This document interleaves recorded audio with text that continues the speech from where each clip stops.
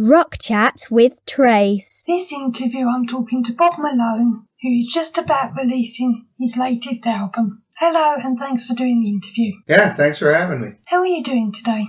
I'm all right. It's rainy and overcast here, which almost never happens. How did you first start out playing the piano? Oh, when I was 9, I started taking classical piano lessons, and I was actually really quite into that. And when I was about 14 or 15, I was corrupted by rock and roll. Before that, I had no kind of pop culture knowledge. I just wanted to be a concert pianist. But that's how I started, as a kid. And then I really never wanted to do anything else. I remember telling my parents at 10 I wanted to play piano for a living, and they were like, no. But it all worked out. What are your two most influential albums? That's a tough one. Sgt Pepper would be one of them. And, I don't know. Maybe The Stranger by Billy Joel. Or maybe, there's so many. Why are those two? Well, those two were early on in my musical education. And I love any record where an artist can be themselves, but explore like lots of different kind of musical genres at the same time. Those records, every tune sounds like a completely different thing, yet it sounds coherent as a whole. That's kind of what I've always tried to do, is be pretty eclectic musically, but have it all hold together. So those are the reasons, plus they just kind of pointed me in the direction I would end up going. And then there's Gumbo by Dr. John. That was a huge thing too. That was a big eye-opener for me when I started to really embrace New Orleans music and add that whole thing to my life. You mentioned Sgt Pepper. Obviously, you had the opportunity to work with Ringo Starr. How was that? He lives like 10 minutes from here. First of all, it was like, wow.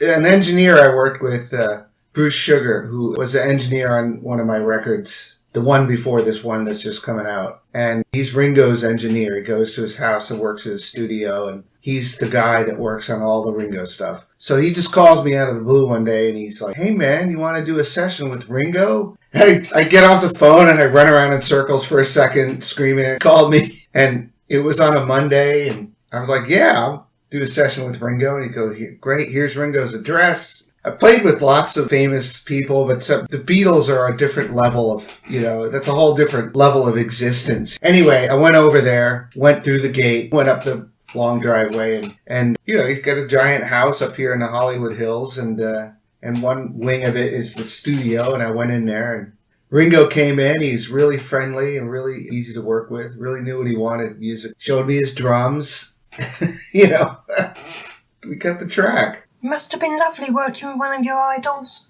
Yeah, it was a big deal. It really was. It was not something I expected to happen. Would you class yourself as more of a blues person, or a rock person, or a mixture? I don't know. It's definitely more of a mixture. It's always been hard to figure out what to call me. People struggle with it. I struggle with it. I never really wanted any of the label. Like, I kind of sought out to make music that crossed a bunch of genres without being any one of them.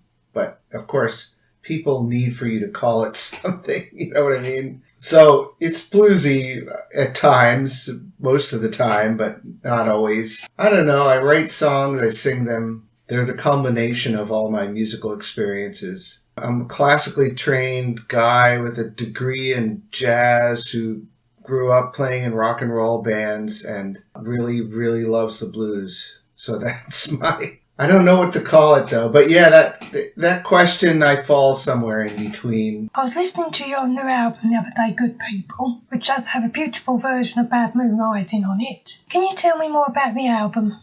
Oh, yeah. Well, that song is, John Fogerty's song, and I play in John Fogerty's band. And long before I was playing in his band, I was a big fan. I've always loved his songs. They're some of the greatest in rock history. And I just wanted to do something really different with it. Definitely wasn't going to try to sing it like him, especially because I get to hear that all the time. And I'm like, well, I'm nowhere going to try to follow that.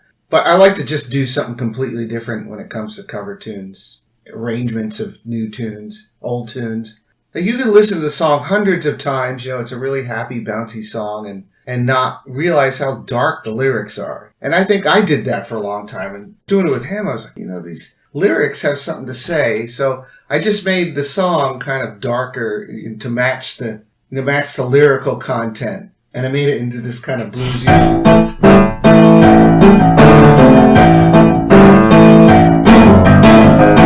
I made it into that kind of a thing, and I just changed it around, and I was happy with it.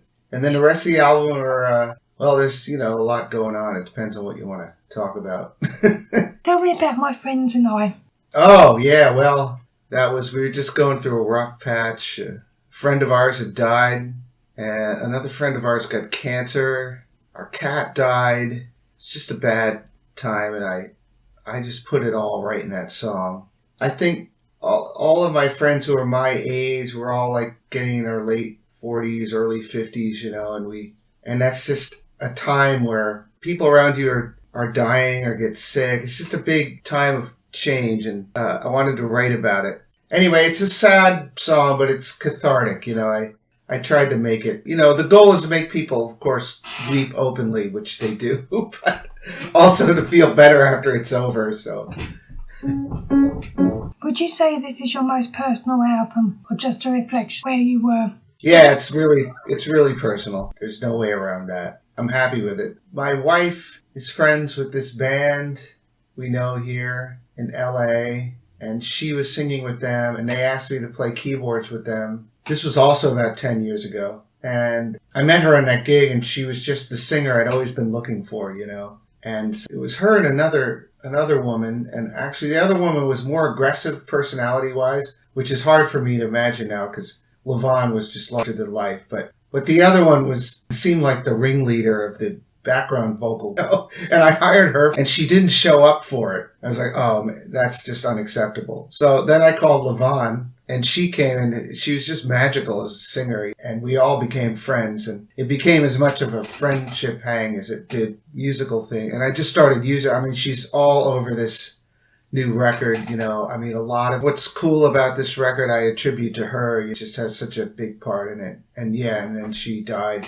last year. It was shocking. No one saw this coming. She was 57 years old. She got cancer. By the time they found it, it was too late. And she really didn't want to tell people. So I found out about it a few months before I talked to her. And she's like, please don't spread it around. When she died, very few people had any idea it was coming, except for me and just her family, of course, and just a few people. It was terrible. That was probably the worst thing about last year. It's all so sudden, isn't it? Yeah, we miss her. It's weird because during all that time, we haven't sung together just because we couldn't get together because of the pandemic. So now I'm finally booking some stuff, and there's going to be shows, and now would be the time we would all get together and have our dinner and have background vocal rehearsal and hang out, and all of that. And it almost feels like she's still here. When I start thinking about having to do that, that's when it really hits me that she's not here, because none of us saw each other last year. So I hadn't seen her since probably January of last year. Was the last time we got together. They're the kind of songs that you get done with it and you're almost like, well, I'm not, I can't sing this in front of other people, It's like, but those are the songs, of course, that everyone likes the most because it's about them. It's personal, but it's about everybody. Like when you write a personal song, if anyone listens to it and they just feel like it's just about you, you have not really succeeded. So people hear it and they're like, oh God, I'm going through the same thing. I feel the same thing. And then everyone goes through the same things at certain times in their lives. Yeah, that's right. And they're very personal feelings, but they're also very universal feelings. It has to be real. It also has to apply to others. So anyway, that's what I go for. Talking about universal things, how have you coped with the pandemic? Oh, well, it hasn't been bad for me. I've been all through 2020. I did a show online every week. Fans who came and they paid money and they watched, and that was pretty cool. It gave me something to do. During the worst of it, I had nothing. All my tour dates had been canceled. Everything was canceled and I was at home. I have been on the road since I was a teenager or whatever. I've never been home this long.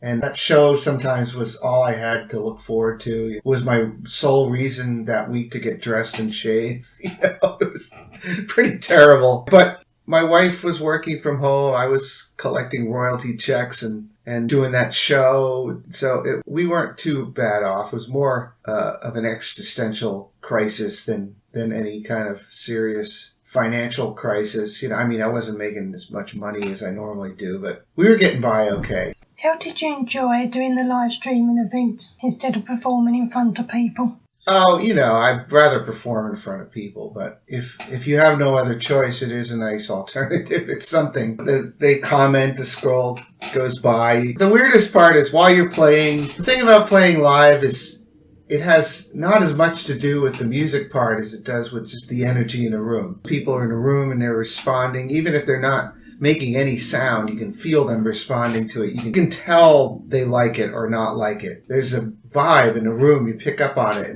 and you play accordingly. And what happens when you play is affected by that. And all of that goes away in this kind of situation. You're just kind of in a vacuum. And then when you're done, you see, oh, yeah, they really liked it.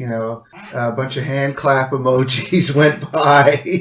They tipped. They sent some money during the thing. So you're like, oh, they liked it. It's not the same. But it was cool in a way that it was intimate. And a lot of people would call in requests of tunes of mine that I hadn't done in years, like stuff from the 90s that I didn't think anyone really cared about anymore, I go and I make my set list, and there's some older things I always play live because people love them, and there was a bunch of stuff I hadn't thought about in years, and quite a few people liked a lot of the same songs. They're like, how come you never play fill in the blank? And I was like, so I dug it up and relearned my own song that, it was like learning a cover tune.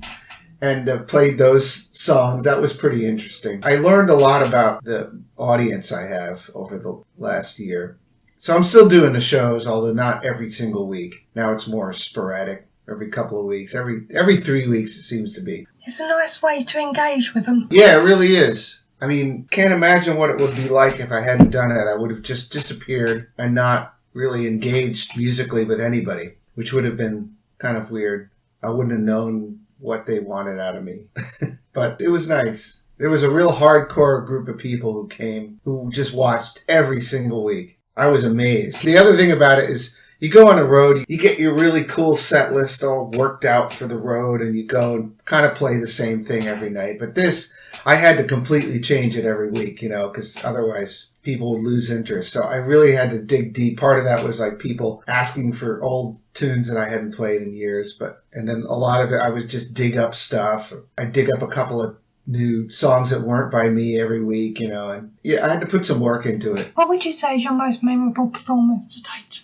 That's a rough one. With my own band, I played this couple of things in the last couple of years. We played a big festival in China. That was incredible. And we also played this big festival in Italy, Umbria Jazz Festival. And it was a big crowd, and those were memorable, really. And then with John Fogerty, there was a bunch of incredible stuff. We played Hyde Park in London. That was one of the biggest crowds I'd seen to date. When I got that gig 10 years ago, almost the first thing we did after I got that gig was go to Russia and play in front of 300,000 people. That was my second show with him. Although crowd that big, you don't really feel anything. It's too big of a thing to be really connected to, I was up there. At that point, I was so new in the band. I was still learning the tunes. I was, and I was concentrating on making sure I played the tunes right. Once in a while, I look up, I'm like, damn, you can't even see the end of this crowd. It just goes on and on. Yeah, those were some. It's hard to say, though. I've had so many good shows. How did you get involved in playing with John Fogerty? I knew somebody who knew him, and they were looking for a new key. They fired their old keyboard player. He called me and said, you'll probably be hearing from John Fogerty's people. And then I didn't hear from anyone, and that's usually how things go, so I didn't think much about it. And then about 6 months after that, out of the blue, I heard from them, and they asked me to come down and audition. And I actually auditioned in his garage. I was like, playing Creedence tunes in the garage. Everyone does that. That's a formative experience. Who hasn't done this except John Fogerty is there. I was recommended basically, and I went, and they liked me. I had to pass the audition, But that went pretty easily, and then I was in. I've just been doing it ever since. It's 2011. It really just fell out of the sky. Like I wasn't looking for it. I was doing my solo shows around, touring, doing that. I still do that. I mean, John does about 50 shows a year or so. It allows me time to still do my own tour schedule. So I just continued doing what I was doing before, but also doing this in addition to it. Yeah, it's been great. Tell me about piano rock. Oh, piano rock is just a concept I had. I do a lot of tunes by other people, and almost none of them are the expected things by other piano players. Stuff by people who are my big piano influences or whatever are just going to come out sounding like them. So there's no point in doing that. But I like to take really guitar-oriented stuff and turn it into pianos. So like Oh Well, that's on my record,